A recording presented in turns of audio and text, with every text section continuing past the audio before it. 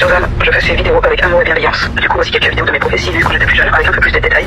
Les guerres civiles, les guerres civiles qui vont flatter de plus en plus, comme vous savez déjà, il y en a, mais là, ce sera vraiment totalement l'hécatombe. Il y en aura un peu partout dans le monde. Ces guerres civiles commenceront d'abord pour l'or et après finiront du côté du bien. Mais il y en a un qui va être, les gens vont commencer à ouvrir les yeux. Ce sera quand justement il y aura une éruption volcanique dans un lieu où il y a des cyclones, peut-être même les deux seront là, vraiment une sorte de tornade de feu à cause justement du volcan qui prendra feu en même temps. C'était vraiment un endroit qui était justement touché en ce moment par pas mal de cyclones, un endroit aussi où il y a des volcans. Du coup ça m'a fait beaucoup penser à l'Afrique. Voilà, le continent de l'Afrique un peu précis. Il y aura aussi les alertes attentats dans un grand pays, dans un grand bâtiment, je suis un grand bâtiment. Et justement, l'Asie entrera aussi en révolte aussi. Ça va d'abord commencer par l'Afrique. L'Asie ça viendra par après, parce qu'il y aura une pandémie aussi entre tout ça. Beaucoup de choses vont encore se passer. L'Asie va rentrer en conflit dû aussi à des températures extrêmes. Il y aura beaucoup de conséquences sur leur vie, tant sur les matériaux que les animaux autour. Il y aura de plus en plus de risques aussi de tsunami chez eux.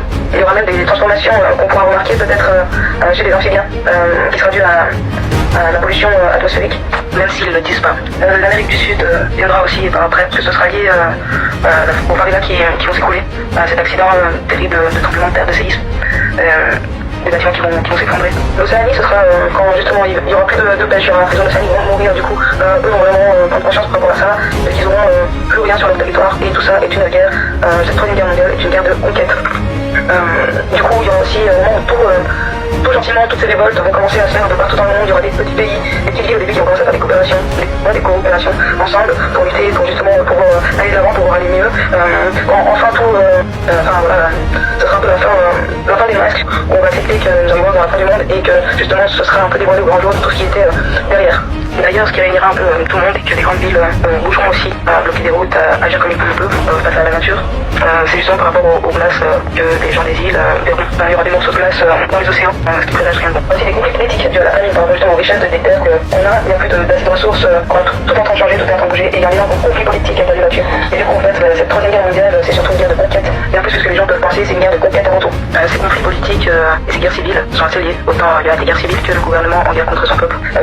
Autant aux rebelles. Les rebelles, pour moi, c'est tout simplement les gens qui se révoltent, les gens qui sont plus d'accord, les gens qui veulent justement des améliorations. C'est pas des gens mauvais, au contraire, ils œuvrent pour la paix, pour la nature, pour le bien. Ce sont les révoltés, ceux qui ont enlevé le masque. Mais il faut aussi savoir que justement les catastrophes naturelles sont devenues des armes pacifiques. Quand je parle d'armes pacifiques, c'est justement il y a comme une sorte de traité de paix, il va y avoir une troisième guerre mondiale, mais on va essayer de tuer un maximum de gens quand même à droite et à gauche. Et tout ça justement pour leur intérêt.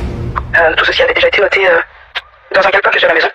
Du coup voilà, abonnez-vous pour plus de vidéos, pour plus de contenu, pour plus de prophéties. À savoir que certaines je les ai pas toutes notées et que vous pouvez trouver plus d'informations sur ma page Facebook. Comme vous le savez, avec amour et bienveillance dans ma âme russe.